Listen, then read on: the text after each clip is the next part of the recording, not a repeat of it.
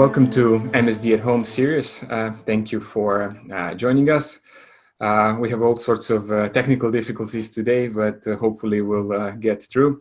My name is Djordje STOJANOVIC. I'm Senior Lecturer in Architectural Design at the Faculty of Architecture, Building and Planning. I'd like to begin by acknowledging traditional custodians of the land on which we meet today and pay my respects to their elders past and present. My pleasure is to introduce DARINKA CZISCHKE, who is an associate professor at the Faculty of Architecture and Built Environment at Delft University of Technology. Previously, she was a director of Building a Social Housing Foundation and the research director of European Social Housing Observatory. DARINKA's research is focused on collaborative housing, and she is the co-founder of CoLab Research, a knowledge hub on collaborative housing at TU Delft. Initially, we have invited DARINKA to give a guest lecture as a part of Studio Epsilon, capstone subject of architecture major in Bachelor of Design, which I'm coordinating. And the topic of the Studio Epsilon is collective housing, with a particular focus on the community building. In this subject, in this active assignment we are currently on, we are trying to include user participation in the design process and learn about the relationship between professionals and self-organizing housing groups. In the past 2 weeks, we've had guest lectures from two architects from La Colle, represented by Cristina Gamboa, who spoke about their work with Laborde Housing Cooperative, and Verena von Beckeret, who told us about R50 and host of other projects, housing projects in Berlin. Today's talk with DARINKA is a continuation of the debate we were having with architects from a slightly different perspective. So provided that technology doesn't let us down, we are ready to start, and I'm letting DARINKA talk to you. DARINKA, you there? Yes, I'm here. Can you at least hear me? Yes, we can hear you, but we can't see you, unfortunately. Unfortunately, yes. We tried to have my video on several times in the past few minutes, but unfortunately the connection is not working for us today. It might be because in the Netherlands, where I am sitting now, we've had a storm Francis with very strong winds during the night, and it continues, so it might be the storm to blame. I'm sorry about that. I was really looking forward to interacting with you in these Corona times on a more visual way, but well, at least we have a presentation and you can see Djordje, and of course we have opportunities for you to ask any questions after the presentation. So thank you very much to my hosts at Melbourne School of Design. I'm delighted to have been invited, given this opportunity to share with you some of the work myself and my co-researchers at the CoLab Research at the TU Delft have been carrying out for the last 5 years. So I will start sharing my presentation, which I hope you can see. Okay, so I entitled this presentation Our Common Future. In a way, it's a play of words with a very well-known report from the Brundtland Commission on and the Club of Rome, following the Club of Rome, about asking ourselves about the sustainability of our way of life in this planet. And well, there are very strong links between this question, this big existential question we're facing, and a new way of living and building our homes, which many people across the world are engaging with. I became fascinated by what I perceived as the re-emergence of a way of looking at housing about 6 to 8 years ago. Firstly, towards the end of my PhD, which was focused on social housing, and I realized that there was a lot more scope and for opportunities, hopefully, for residents to engage more actively in the shaping their own living conditions. And I noticed the shortcomings of institutional providers to provide housing. And at the same time, my experience in England, being the director of the then called Building and Social Housing Foundation, now called World Habitat, led me to become more and more interested to make sense of this phenomenon on an academic level. So I moved on to the Delft University of Technology in 2015 to start a research program on this topic. So I've organized my talk today in two parts. The first one is to give you all an idea of what we talk about when we talk about collaborative housing. What is this exactly? And also, very importantly, why is it relevant for us to look at this type of housing today? And the second part is more focused on the role of architects in this type of housing, because collaborative housing is all about residents' involvement. So that begs the question, well, what kind of architects do we need to engage with residents in this effort? Do we need architects at all? This is supposed to be a thought-provoking question. Of course, the answer is yes, we need architects, but we will look at what are the challenges of architects wanting to engage with collaborative housing. So let's start with what is collaborative housing and why is it re-emerging? I start from the statement that there is a structural housing crisis, in inverted commas, in post-industrial societies in particular. Well, we talk about the global housing crisis. As we know, for the last few decades, there has been increasing talk in the news, in the research circles, certainly, and also among citizen movements and advocates for the right to housing, about the unsustainability of the housing systems, the institutions, the markets we have to provide housing.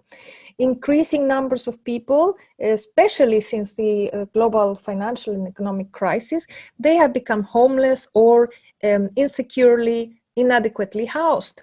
This is a phenomenon that has been well documented, notably by the UN Rapporteur on the Right to Adequate Housing. There have been already two reports, one by Raquel Rolnick, former rapporteur, and the latest one by Leilani Farha, about the many market failures and institutional shortcomings to give answers to a number of housing needs for increasing groups. Not only the poor people, the most vulnerable of society cannot access adequate housing, but increasingly middle income people, and notably the young. As you all know, there is a huge housing shortage for young people, for starters. So this is a massive problem everywhere around the world. However, I often say that, well, a crisis is something that it's supposed to be temporary by nature, right? Otherwise, it wouldn't be a crisis. Nobody can be in a state of constant crisis.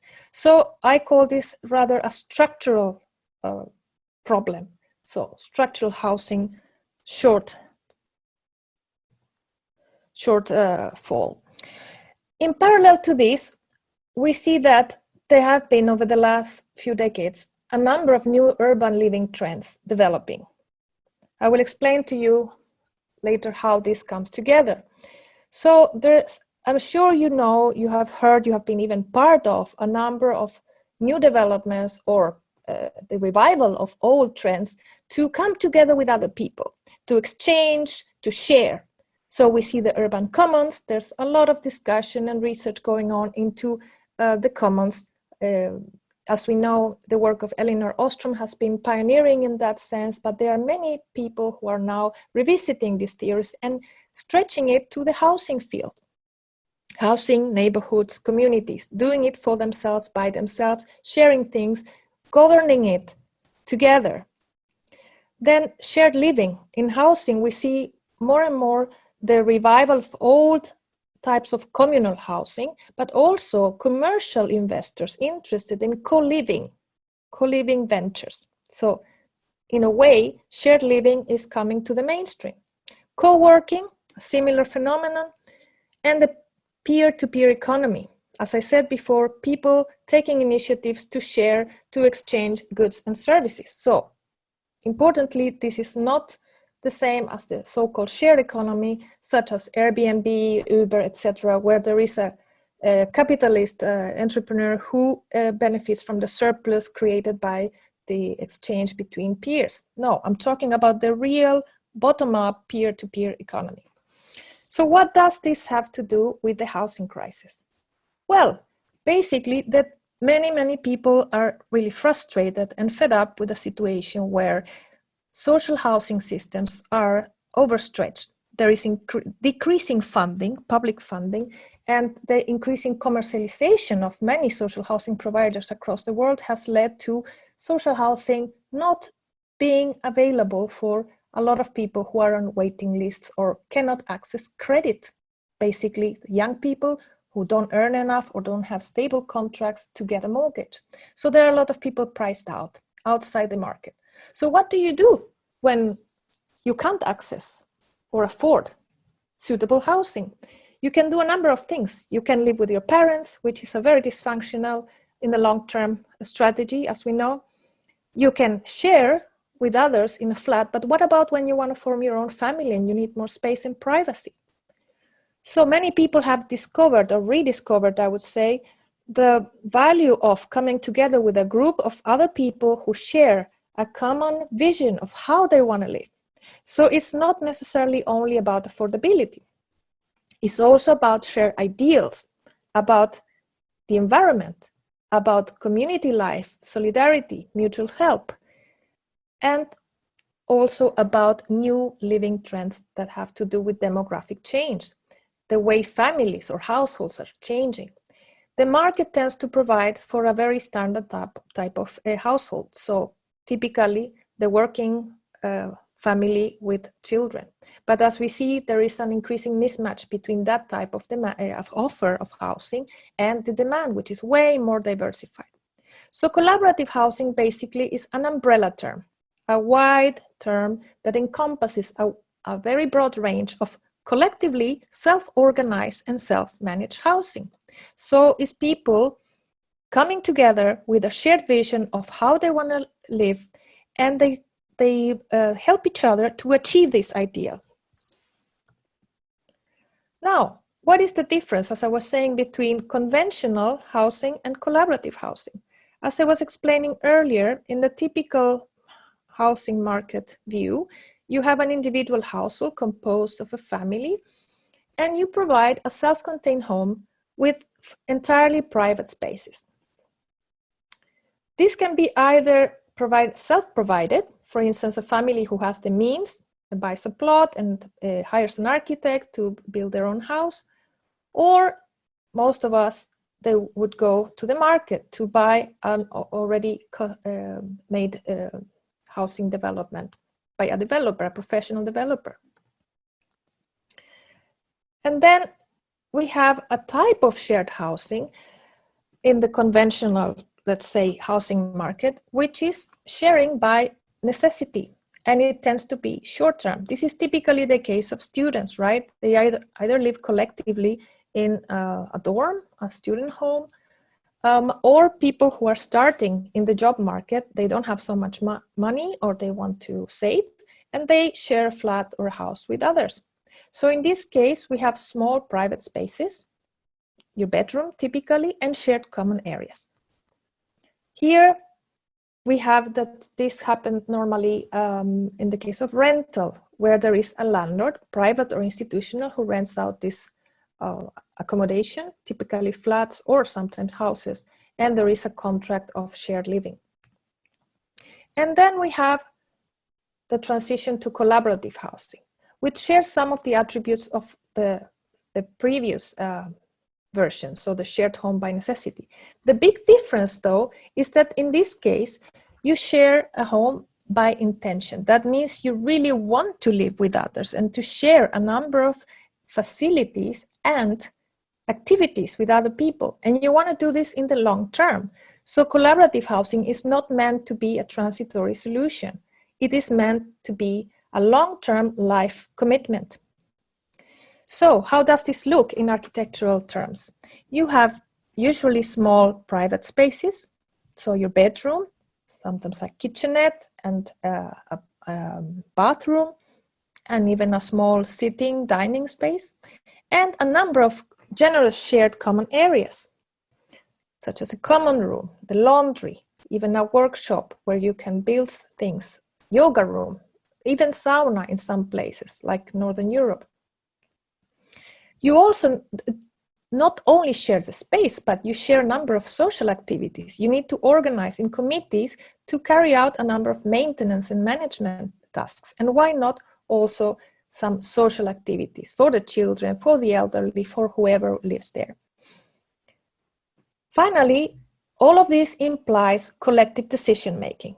And this is the most complex characteristic of collaborative housing. Because you are in charge as a group, you need to make all decisions about the house together. And this is not necessarily simple. It takes time, it takes a lot of patience, it takes skills, and above all, it takes the will to do so. So nobody can force you to live in collaborative housing. And it has to be said at this point that collaborative housing is not necessarily for everyone. However, it can be more of a solution to the housing crisis. So who builds collaborative housing? We call them collective self-builders. And indeed, some put a lot of their own efforts, so sweat equity, into building the common home. Sometimes they also commission an architect, or even they hire some helping hands, but most of it is done by the group. This, of course, varies by country, by a legal form or organizational form of the housing project in itself. There's a wide variety across the world. What about the architecture? So again, we see that collaborative housing comes in a lot of shapes and sizes and forms. It has to do with the cultural origin also of the housing. Where did it come from? We see that one of the countries that is considered the birthplace of a very, very popular type of,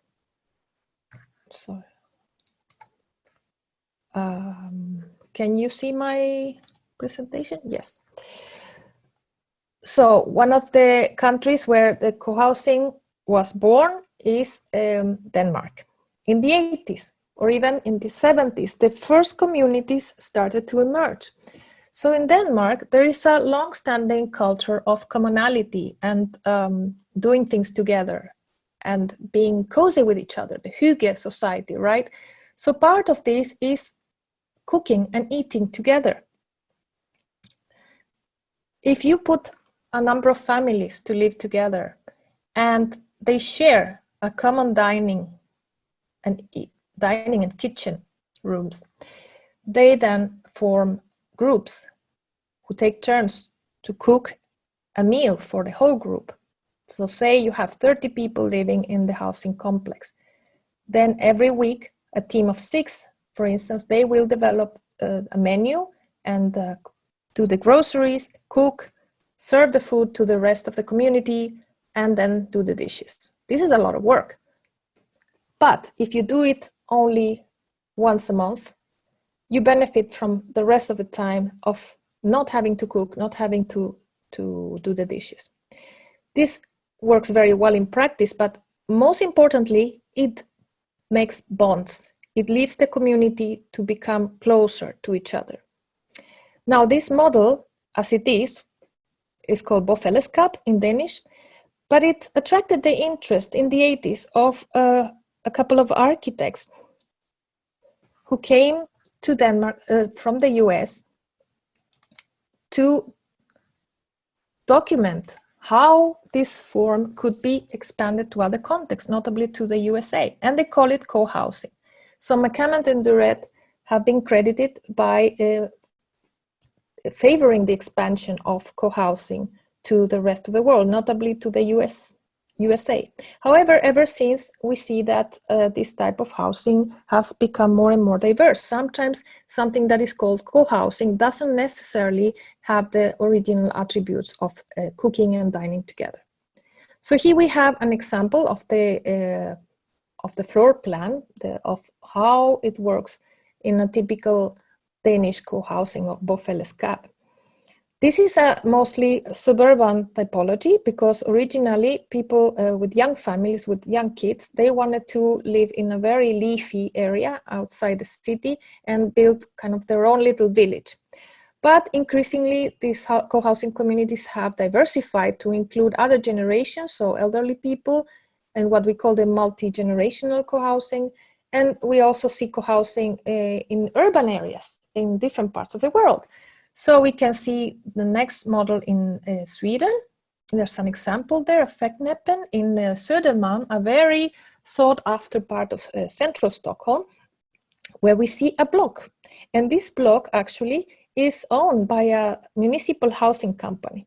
So here the tenants, in this case, they are elderly people, and they rent their flats from the municipal housing company. However, their internal management and governance structure is that of a group. They make their own decisions about the maintenance and the management of the house. They also have common spaces on the ground floor, notably, also on the top floor. But morphologically, you see that this is very much, it looks from outside like a conventional apartment building. Last but not least, a third example is the cluster dwellings type of co-housing, the Dutch example, which, as you can see, it's very well integrated with the wider neighborhood, the urban fabric. People, anybody can, in theory, walk through the pedestrian areas, as we can see in red, the circulations.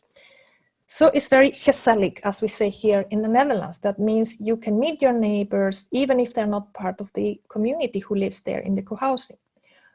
All of these examples share that they have a common kitchen and a common room. Now, as I said before, some still do cook together and eat together on a weekly basis, some don't, but have the possibility to use the common room and kitchen for special gatherings. Now, as I have explained before, there is nothing new really with these types of housing. We have seen collective self-organized efforts to provide housing by residents with each other and for themselves from as long as 100 years ago. The first model is the cooperative. Now we see that there are cooperatives of a wide range of legal forms, organizational forms, and also the way that people live on a day-to-day basis varies enormously across the world. But then we also see that more specifically, models more specifically focus on community life start to emerge, especially in the interwar period. We have the collective hus model in Sweden, for instance, then with a revival in the 1960s and 70s with the female emancipation movement, because this type of living is very suitable for female empowerment. If you think about it, sharing domestic tasks in the household creates an opportunity for women also to go to the labor market and to take time for their own development. So this type of living is seen as very empowering for women. Then we have the emergence of the so-called Baugruppen or Wohngemeinschaften in the German-speaking group, which is very, in the German-speaking group of countries, is a very common way of living, especially for young people and starters, young families who want to build their own house with their own means and make it more affordable. Then bofellesskap, as I already mentioned, is the co-housing. So in the 80s, it becomes very, very widespread. Another interesting model, which is actually beyond housing, is the community land trust, which emerged in the 60s in the USA. And in the 2000s has seen a very, very high popularity, especially in some European countries. We have community land trusts now in England, in Scotland, in Belgium, in France even. They have been very popular. Now, what is a community land trust? Basically, it's a non-profit entity that develops and stewards affordable housing at perpetuity. So the main aim of a CLT is to achieve affordable housing for life. And for this, they have a formula that establishes clear rules for people who want to move out and they want to, if they are owners of the house, they want to sell it out, well, whatever profit they make on the house, they have to give a percentage back to the trust so that it can be reinvested in the community and in created or maintaining affordable housing for the rest. But there's more to a CLT than housing, as I said. The community land trust also includes a range of community infrastructure and local commercial activities that benefit the community. And it is governed by a tripartite governance structure made up of residents, and leaseholders, the public authority, and also residents of the wider target group of the community. Then, as you can see in this schematic timeline, at least covering some parts of the global north, there is a clustering of different forms, old and new, in the early 2000s. In 2015, for example, we see new legal forms that are enshrined in the laws of France and the Netherlands, respectively. In France, we have the Coopérative des Habitants. France being a country where these bottom-up housing initiatives have never been particularly popular. Now, greatly because of the housing crisis and another range of needs of people with regards to their housing, environmental and social needs, as I explained before, that are not covered neither by the market nor by the housing institutions, people have decided in France to form their own movement, and they have pushed the government to issue a regulatory framework and incentives for people to start their own resident-led cooperative. A similar development we have seen in the Netherlands. However, it's been top-down led by some parliamentarians who considered that the Netherlands would benefit from more bottom-up approaches to housing. So we come now to the question of what drives people to engage in this type of housing. So far, it all sounds very ideal and positive. However, as I said before, becoming part of a collaborative housing group means a lot of time investment. Sometimes these projects take decades to be completed. So why would people want to engage in this? I've touched on some of these drivers before. The first one to appear was the community life idea. So doing things together, having a sense of social connection with others, not be alone, show solidarity, help each other. Then in the 60s and 70s, as I mentioned, the gender element became very prominent, particularly in parts of Northern Europe.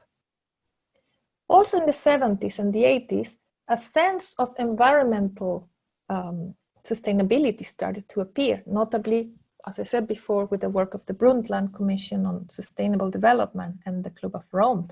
That was the beginning. So some pioneer groups, they started to question themselves. So how can we live on a day-to-day basis more sustainably?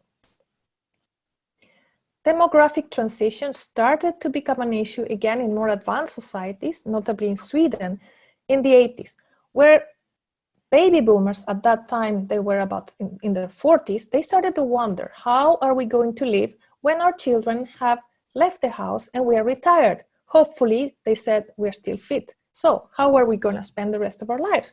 In a senior home? No way. So these people in the 80s in Sweden started to think about the so-called second half of life housing. That means we are still fit and we're free in a way. So let's come together and think how to spend our time doing activities that keep us fit, healthy, and engaged with society. So that's how the first elderly co-housing got started. Now, of course, with a huge demographic change leading to aging societies in Europe, senior co-housing has become, again, a very strong trend. Affordability and social inclusion, I posit, are relatively new drivers for collaborative housing. As I said, the context of housing crisis has pushed, or at least incentivized, many people to start thinking differently about provision of housing that actually meet their needs. Now I'm going to give you some examples so we don't just get stuck in theory. I'm pretty sure that many of you have already come across these examples, but let's see. One of my favorite ones is Mehr als Wohnen, a residence cooperative in Zurich. I chose this example to show how community life can inspire not only the creation of one housing project, but a cluster of them. If you see on the map on the lower right-hand side, the plan this is already being built for a few years now, to get a plot of land from the municipality, which, by the way, in Zurich, the municipality has a very favorable land policy that supports the building of cooperatives for affordable housing. So this group of cooperatives, they joined forces and they said, we want to build our buildings together as a part of a neighborhood in a way. So they built this project, which again is open to the public. Anybody can walk around, use the nice square in the center. They have a farmer's market, they have restaurants and other local shops on the ground floors. And each building was co-designed between the residents, the future residents, and an architect of their choice. So they made a competition asking for young architecture firms to provide innovative solutions, but to do this together with the future residents. So the result is this highly sustainable and engaging piece of a neighborhood, and they are very open to visitors. They even have someone who works regularly giving information to interested students and researchers. Then I mentioned gender. One, let's say, extreme case of gender empowerment is the example of the women's housing project Rosa in Vienna. Rosa was the idea of a female architect, Sabine Pollack, who was wondering about what is the best way in which women, especially single moms or elderly single women, in which women can be in charge of their housing situation. And also from a design perspective, what are the specific needs that women have with regards to the built environment? So in terms of safety, in terms of taking care of the children, and a number of self-fulfilling activities. So Sabine Pollack then called upon a number of feminist or women's groups in Vienna, and she won a competition with this project, and they teamed up with a social housing company in Vienna to achieve together affordable housing where the women, the residents, have to be, only women can have the tenant agreement. They are in charge.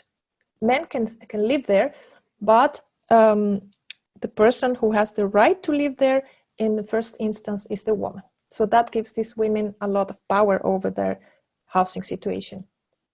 The project has been very successful, so much so that there are at least 3 other projects on the go with the same concept. Then we talked about the environmental agenda. One of the most recent interesting projects in this sense is Le Village Vertical. It's a residence cooperative, so as I told you before, this is a new type of housing that is possible to realize by residents, of course in partnership with other companies that help them, but they are in charge, they are in the lead in France. And Le Village Vertical was the first project of this kind. This is why it has been very, very well documented and very well visited. They combine a number of drivers. So I mentioned the environmental agenda because they were very conscious about the materiality, the construction methods, the recycling, etc. And they won an award for their environmental credentials. But also it's a project where residents of different income groups live together. So we talk about aging. I already mentioned this is an increasing driver across the board in housing. So how does it reflect in collaborative housing? I already mentioned to you second half of life co-housing, with Verknappen rental cooperative in Stockholm being a very interesting example.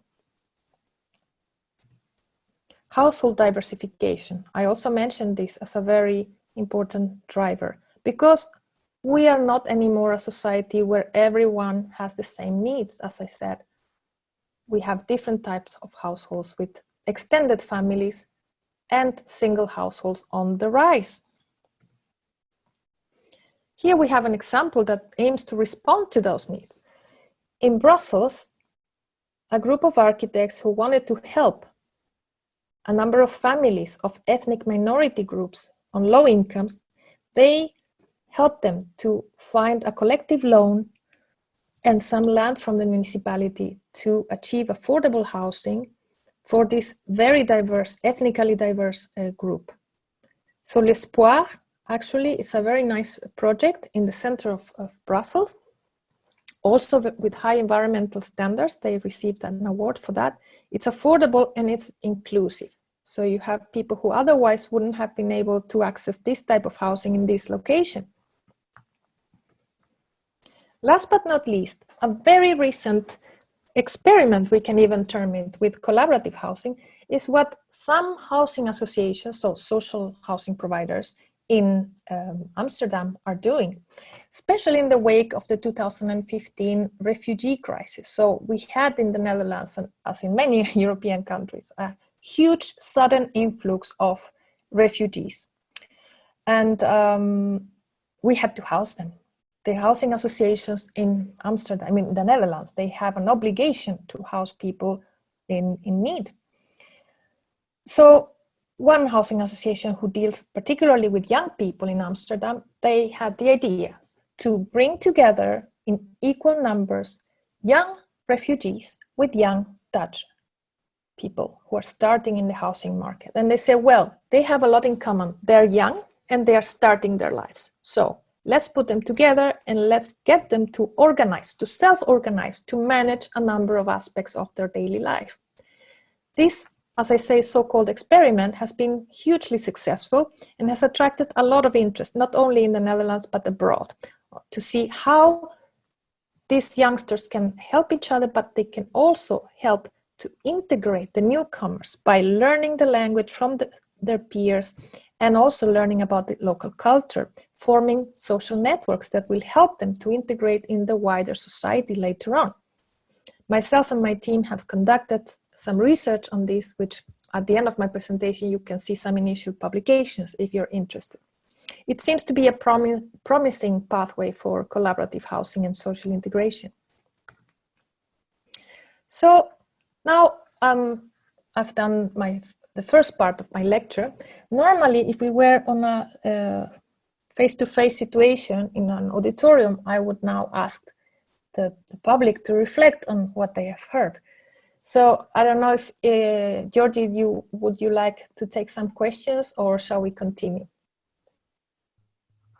As you like, Darinka, whichever way you suggest. Maybe it's better to take the advantage of a good, lucky situation with our communications and continue all the way, just in case if you okay. Then we can do the discussion later on. We have questions already coming in, just so you know. Okay, great. Okay. Good. So, I think I have to go back to my, here. I will continue then to, I'm trying to get rid of the image of, just a second. Can you see the box? Yes, we have your screen. Yeah, but only the presentation or also the chat box? We don't see the chat box. Okay, then I continue. Right, so part 2. What's the role of architects in all of this? First of all, as I mentioned before, this is a type of housing that requires more than any other type of housing, forming partnerships. Why? Because residents cannot do this alone, even if they're very knowledgeable, even if they have, as it is usually the case, an architect amongst the future residents, the group. They need to engage with a number of so-called professionals. So they need to go to the bank to ask for a loan. They need to work with planners who approve their plans. And they certainly need the work of some architects or building professionals, amongst others, of course. There are other professionals involved. So this puts a lot of, sorry, I think I managed to get out of my presentation. I will go back.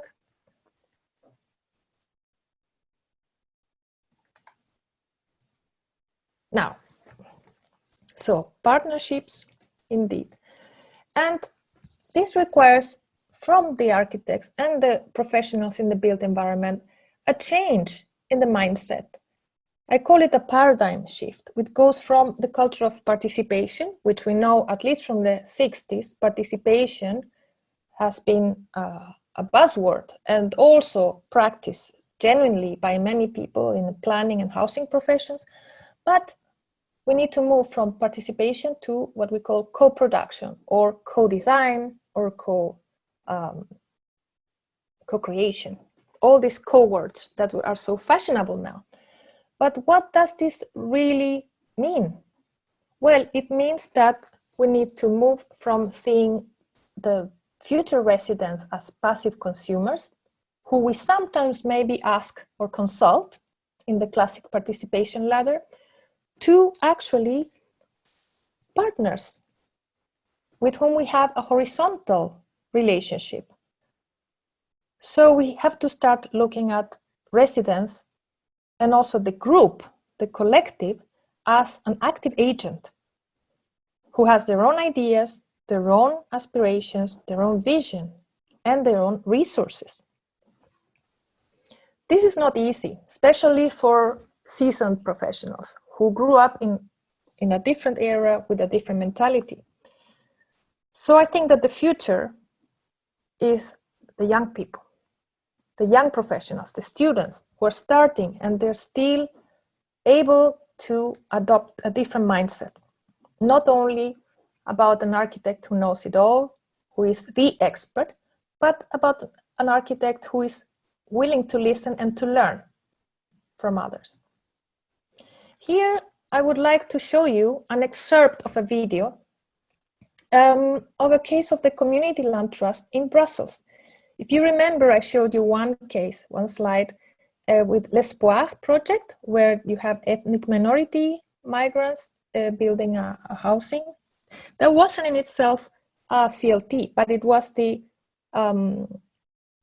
antecedent, let's say the first project that gave rise to the idea of establishing a community land trust in Brussels. So this video is normally 25 minutes long. I highly recommend that you look at it. It's a very nice video, very educational. It shows the process of a group of people of the same characteristics, so ethnic minority people, engage in this process of co-creating their future housing. But this excerpt I would like to show you is about an architecture student who volunteers to help them with the design. T, if you could please start sharing. I will stop sharing my presentation now, and we're gonna look at this 4-minute video.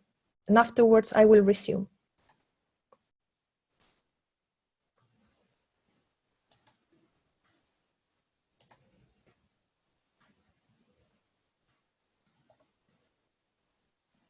Is it possible to share the video? Great, okay.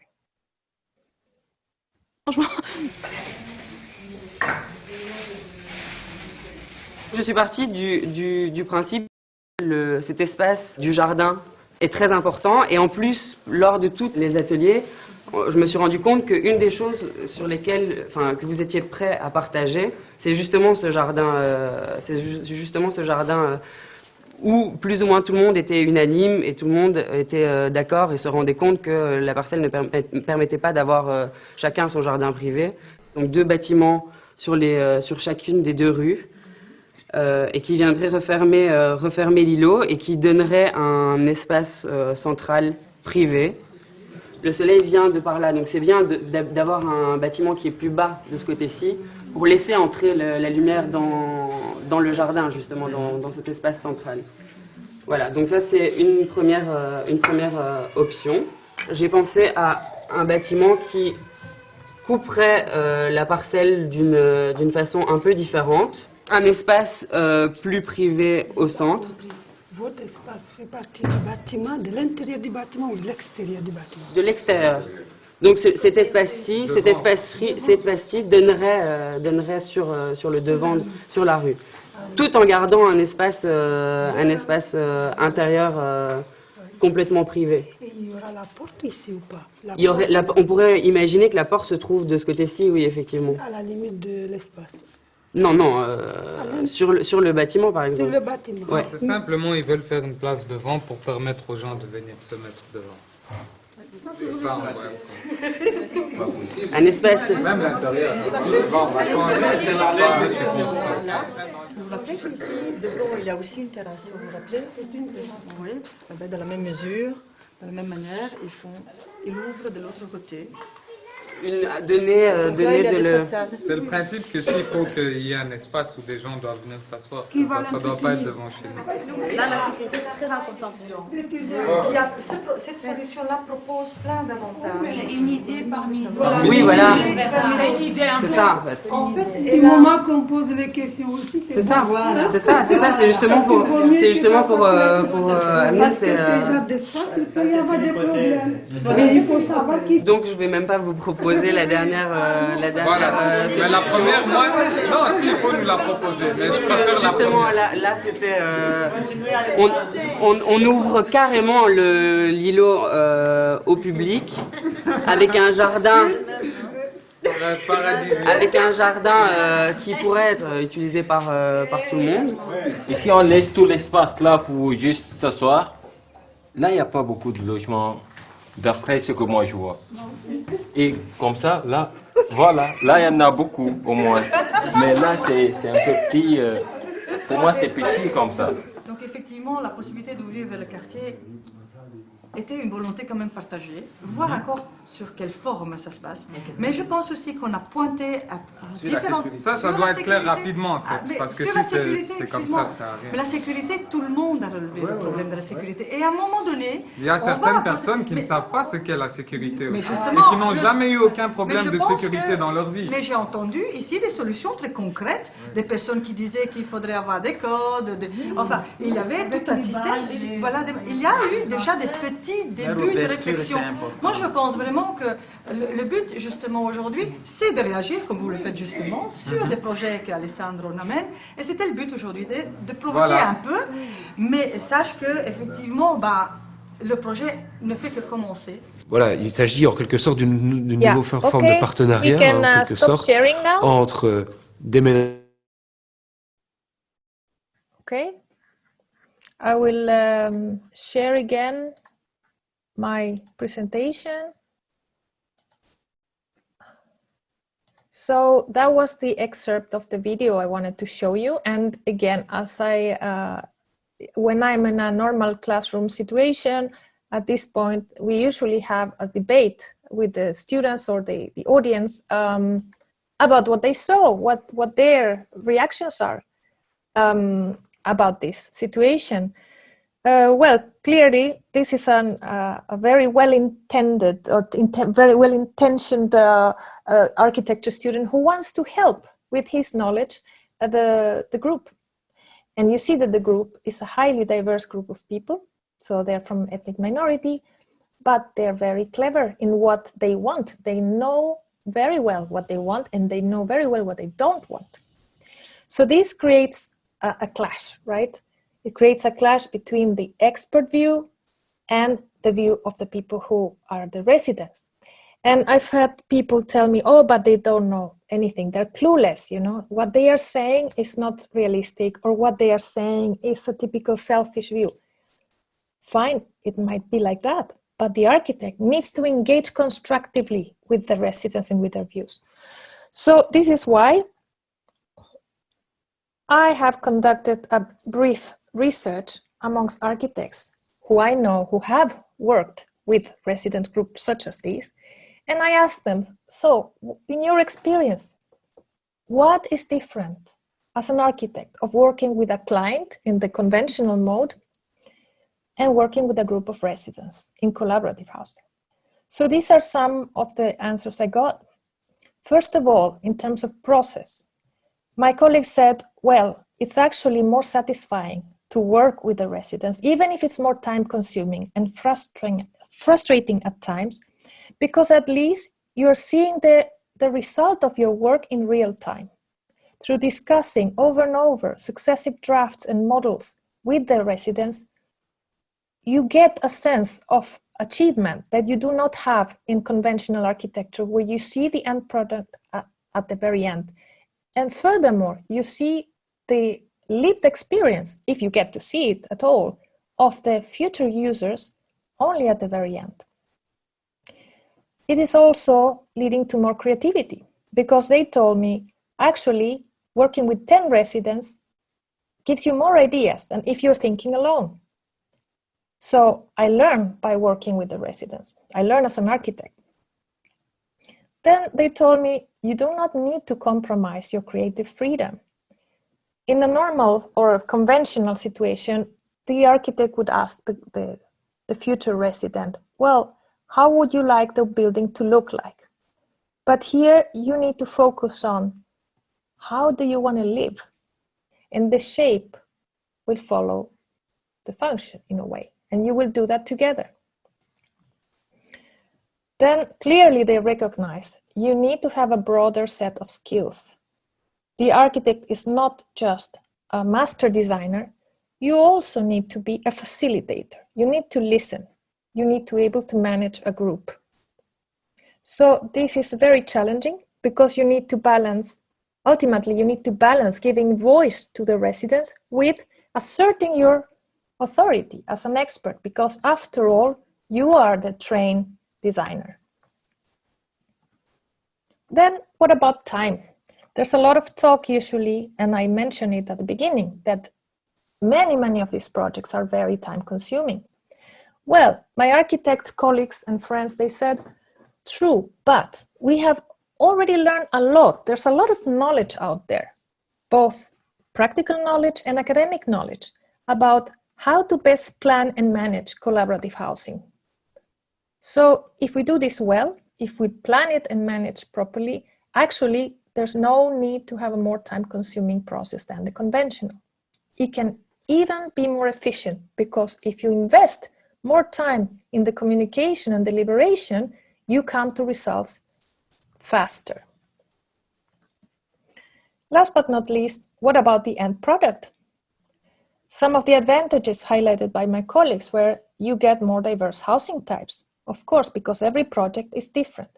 This, in the longer term, leads to higher demand for this housing, because it is proven that future buyers, for instance, are more attracted to diverse neighborhoods than to uniform housing types. Then another characteristic of this type of housing, as we know, is the DIY or DIT, do it together aspect. And also the fact that most of these projects are built in a phased or incremental way. This can result in affordability gains because you build as you get the funding. It allows you more flexibility to do your fundraising. And also we have that the fact that my architect's friends told me the residents in this type of housing, they prefer to go slow but to have a better quality. They invest in better quality materials and systems because they have a vested interest, their own interest to stay in this property for longer time. So they want to live in a building which is of better quality than if they would just be transitorily occupying a building that then they will sell or move out very quickly. So I think I've come to the end of my lecture. I have here a list of some of our publications, of myself and my colleagues. Of course, there's much more. Special issues have been published by colleagues recently. I invite you to really do a good Google search about all the wealth of research that is being published, at least in the last decade. There's a lot to learn there. And of course, get in touch with me, my lab, if you're interested to know more, to work with us in one way or the other. We are always happy to engage with people from all over the world, enthusiastic about collaborative housing. So thank you very much. I think now we can move on to Q&A if you want. Djordje, over to you. Thanks very much for the lecture. It was great. It was super clear. It helps us understand a lot of things. I'm very happy that you've addressed that critical point, the intersection between self-organizing housing community and the architect or the professional who's engaging with that community. Mm-hmm. In my understanding, it happens very often that architect is also a part of that community. So always, I mean, of those projects, some of those that you were showing as well, at the end, it turns out that the architect is a resident as well. So it seems that that sort of integration between the professional and self-organized housing community is much deeper than just looking for a facilitator in many cases. That's one interpretation of it. And the second one is that architectural profession is potentially opening up to a completely new role, and that is that there will be another role in the design process, which is not the architect, not the resident, but rather the facilitator, who will again be a sort of middleman, but in a very different way from a developer in this process. Would you like to comment on that a little bit further? Yes, indeed. Well, as you say, Djordje, that's the thing, that there is an increasing number of architects, especially young architecture firms, wanting to engage in this type of housing. Here in the Netherlands, for instance, we have INBO, who are an architecture firm that have already accomplished collaborative housing in the framework of social housing. They are a big firm, a very professional firm, but they have also amongst their values to provide social value to the society. So they see that involving future residents across the board, across the housing market. In this case, we see social housing tenants, people on relatively low incomes, getting them involved throughout the project. It really results in a better living environment, in higher resident satisfaction, in less management problems for the landlord, etc. So it has a number of advantages. The same goes for the example I gave at the end, the start block in Amsterdam. So there are numerous side advantages that social landlords have recognized of having the involvement of residents. Well, not only in building, because in the case of rental housing, very often they come to inhabit, but also, as I said, in the day-to-day running of the project. So there's a wide range of roles that architects and also more broadly building professionals can take in this housing. And they really stress the so-called soft skills. So these are architects who or students who aspire to become architects, who really engage with people. And this is one thing that I tell my students, is say, well, when you become, you graduate as architects, you have choices to make. Do you want to be the architect who builds the tall skyscraper in, I don't know, Shanghai, or do you want to be the architect who helps communities realize their dreams? It is a choice. It is a personal choice. And I'm for one, I'm not judgmental of that choice. I just think that there are more roles for architects to be had than are valued at the moment by society. We are too used to focusing on the star architects, right? And all the architects who work on a day-to-day with the people, they tend to be neglected or, you know, blended into the background. But I think there's a great value in doing that type of architecture. And how does that happen in practice? Do you know much about that? In a sense, we heard from Christina 2 weeks ago about their work in Spain, La Borda housing community. She mentioned interviews and workshops. So that seems like quite a long process to go through to end up with a building project. And you yourself mentioned that some of those developments have taken years and if not decades to complete. So do you know more about the communication process itself between the architect and the housing community? Yes, well, as I said before, we're learning a lot. We are learning at a very fast pace, especially in the last, I would say, 10 years. There's been a whole lot of research coming up about how does this happen and how can we make this more efficient. There's also an increasing so-called professionalization of the sector, meaning that many people who have been involved in these projects, they have developed the skills and the knowledge, and now they are advising new projects. So there's a whole range of consultants and advisors coming up it's in a way it's a new profession, if you wish, you know. This is very interesting. I have a colleague who's actually Australian, Jasmine Palmer, who was co-editor of a special issue in a journal recently about this phenomenon. So I invite you to also have a look at that.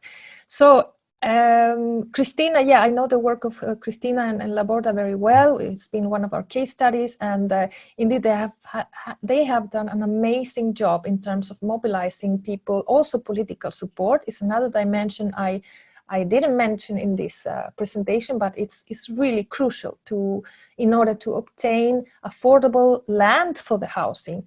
That's a whole different story. How do you get the land to build your project? It requires a lot of advocacy and lobbying and political work. Well, you were asking me about the process with the group. Again, we have learned a lot about how to facilitate these groups. I think a very important learning experience has been groups communicating with each other and exchanging transnational networks of initiators of this project. Also learning about models of decision making, and if you wish a more systematized way of looking at these. I had recently a student, Thieu Delph, who graduated on collaborative housing. She did a design, so as an architect she proposed a design, but she also, as her methodology to get to her design, she developed a booklet which provides some guidelines for groups and architects wanting to develop a collaborative housing. So she did it very nicely with a lot of visual material and a survey and a questionnaire. So, you know, I think there's a lot of creativity to be put into how each group can develop their own decision-making structures. And again, it's also very cultural, I would say, because perhaps some cultures are more prone to discussion and deliberation and others are much more focused on efficiency. So I think this has to fit the context, it has to fit the group, but we can also learn a lot, for instance, from industrial design. We have colleagues in design, they design objects, right? But they are very good at creating methods for user involvement. And I think in architecture, we have a lot to learn from the designers in that sense. Okay, you've mentioned the influence on land and policy, and here's a question from Andy Fergus. He says, "Dear Darinka, I would love to understand how you communicate the value of collaborative housing to influence land and policy change. In Australia, governments like the idea, but are willing to actively support because of insufficient evidence of the benefits. Are you able to talk to your experience of this?" Yeah, thank you for the question. It's actually a very crucial question if we are to expand the model, right? And in Europe, we have been busy also with networks of residents, initiators, advocates, looking into how to influence policymakers and, well, both at European level, but also at national level.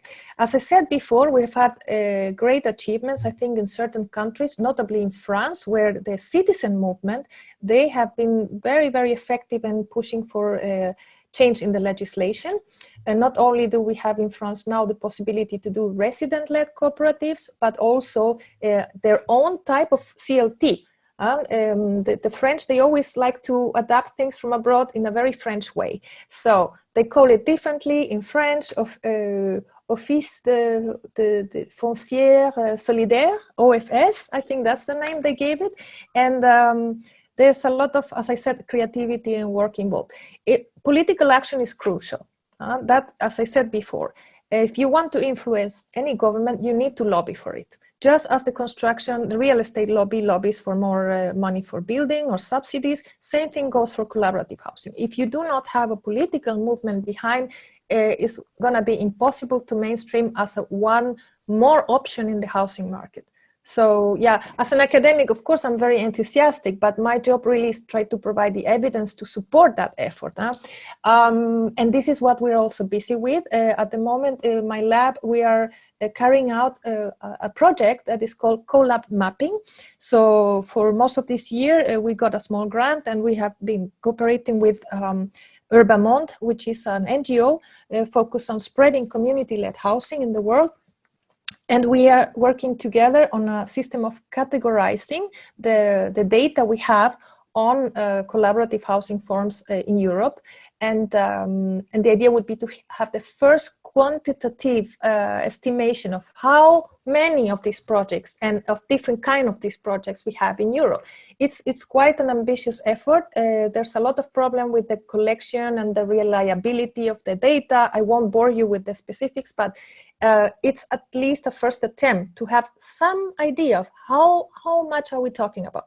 Because when we talk about the popularity, yes, we know on the basis of case studies and enthusiasm of people who write about it, yeah, but we do not have the numbers. That's the truth of the matter. Why? Because there are no statistics about this. Nobody bothers to collect statistics. So it's a bit of a chicken and egg problem. And well, we are starting a small effort to start, as I say, a database, which will be open access for everyone. It's going to be a wiki format. So I invite you to follow us. Hopefully we will publish this at the beginning of next year, hopefully. Okay, we have a series of questions about affordability. One is coming from Yalda Surani, who's asking if you could tell more about the correlation between affordability and collaborative housing. And also there's a question from Kate Rayner, who says that in Melbourne, many of the Baugruppen models are aimed at wealthier home purchaser. Are there particularly good models for ensuring affordability? Yes, indeed. Affordability is a big question, and it's an aim, as I said, a driver of more and more groups. However, if we are to compare how affordable are these projects in relation to the alternative, which would be any sort of conventional housing for the same group, we need to do it very systematically. So as a scientist myself, I am engaged now in supporting particularly the work of Sarah Bruch, who is a PhD researcher who for 3 years now, she's been busy comparing different collaborative housing projects that have the explicit aim to be affordable. She's comparing them over time along a number of dimensions, and her aim is to really prove or disprove that collaborative housing are indeed more affordable than the alternative would have been for these groups. So that's from a scientific point of view. We really need the hard evidence. We do not have it at the moment. There are only claims. But of course, theoretically, and this is what Sarah in her research has found out, there are a number of factors that we can already assume that can make a difference. For instance, as I mentioned, the DIY or DIT self-built factor. In a way, if you can, of course, make the project cheaper by putting your own effort. There is certainly an opportunity cost for yourself as an individual. If you're putting your time into building a house, you're not putting it into making money, of course. But this has to do with the individual's priorities, right? So on the whole, the project benefits from this sweat equity of the group as a whole. Another key aspect is cutting off the developer. So this is bad news for the developers, of course. Even though there are some socially minded developers out there, notably in Australia, we know also some of them who are willing to develop models that are both financially sustainable, but also socially sustainable. So they provide affordability. I am overall, at least in the European context, it's very difficult to work with a commercial developer who wants to develop affordable housing collaboratively. It's almost impossible. But most of these groups, they rely on their own efforts. So cutting off the developer would be the way to go. Also the choices about construction and finishings, for instance. You have more control over the cost of your dwelling or your building when you make the decisions. So you can trade off things. Do you want fancier finishings, or are you happy with things being more frugal in a way? You know, this is without compromising quality.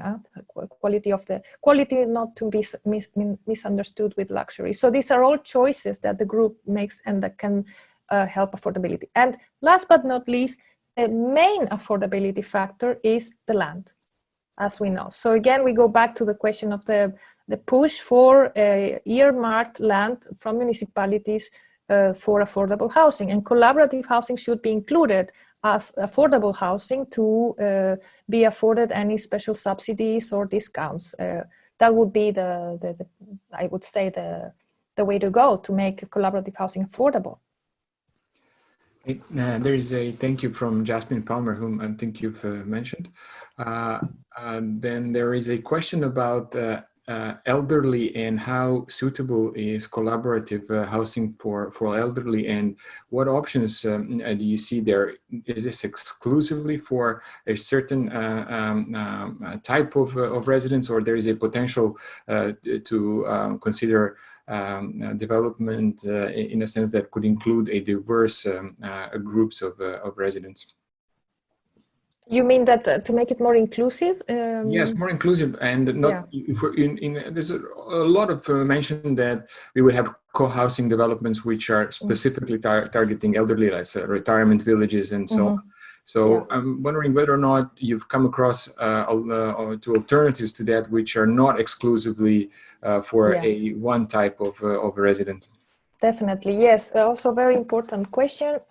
And as I gave already a couple of examples with elderly people, well, certainly in Stockholm, for instance, or in general in Sweden, the fact that collaborative housing, or collective hus, as they call it, is embedded in municipal housing with regulated rents, it makes it affordable by default. So if you're an elderly person who is on a list for that kind of housing, you are immediately eligible for affordable housing. So it must be said in Sweden, there is no such thing as social housing. It's municipal housing, but still the rents are regulated. So in that case, all the people in the elderly co-housing that I show you, they are on protected housing. They have, of course, the concern that if the government changes its policy, they might lose the building if the municipality of Stockholm decides to go for a more neoliberal policy and wants to sell the building to a private company. These are always issues with state regulated housing, that you do not know in the long term if the building will continue to be subsidized. However, there are also ways in which elderly people can come together and pool their resources to help each other. There's a lot of peer-to-peer solidarity. I've been really amazed when I interview certain groups and they tell me that they actually do peer-to-peer lending without any interests, or even they contribute to the whole project proportional to their income. Because many of these people are so, I don't want to call them idealistic, but they're motivated by social aims. And they say, well, I can contribute more than my neighbor. If that allows my neighbor to live in the project, then I will contribute more, because I can afford to contribute more. And that allows the group to be more socially diverse. So the same goes for elderly people. Okay, thanks very much, Darinka. We probably have time for one more question, and we will need to wrap up. And that very last question would be about architectural education. And you've mentioned this across several times in your talk. This would be, how can architectural education change to equip students with the knowledge for communicating and working with self-organizing communities? And how would you see the change that's needed? Yeah, thanks again for the question, because this is something I have been truly committed in my day-to-day work as a teacher at TU Delft. Well, I think first of all, we, the teachers and the older generations of teachers, architects, we need to give the opportunity to the younger generations to explore new ways of being an architect. So one way is to show role models that are not only the architects who feature in the fancy magazines or, as I said before, build the skyscrapers. There's a room for them, but there also should be room for the people who are under the radar, doing alternative, small scale, slow architecture. So to show the diversity, I think it's about diversifying the role models in architecture. We need more women, that we know already. We need more BME people. We also need people who do different types of architectures. So I think bottom line is that we, the people who are teachers and leaders in architecture, we start opening up the landscape for the young people to look at. And then, of course, the curriculum has to change accordingly. We need to have studios that give the opportunity for people to explore, for students to acquire these skills. Also, what I'm trying at TU Delft now is to start a living lab, or as a pilot in Delft with a new development, and have students involved in co-creation with future residents, so that they are exposed in real life to the challenges of talking to residents, and sometimes being challenged back by the residents, as you saw in the video, right? Not think that residents will just listen to you because you're a college-educated architect. They don't give a, they don't care. They have their view. They want you to listen to them. So yeah, I think we have still a lot to do, but I'm hopeful that things can slowly start to change.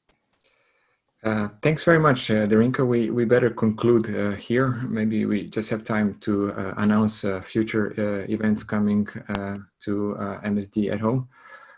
September 1st, we have Helen Frichot, Infrastructural Lab and Other Architectural Effects. And then after that, we have another lecture by Rory Hyde, The Architecture of the Museum. This is September 3, and many interesting recordings available from our channel. Please visit that. Thank you very much for your attention. Darinka, thanks again. It was a fantastic talk. We hope to see you live sometime soon. Yes, Djordje, thank you very much, and the team, T and Philippa, yes, thank you so much for making it happen. I'm sorry about the technical difficulties, but well, hopefully I see you online, or even better, in person, when the time is better and the time comes. That's right. Thanks again. Thank you very much. Thanks everyone for your attention. Thank you. Bye. Bye-bye. Bye-bye.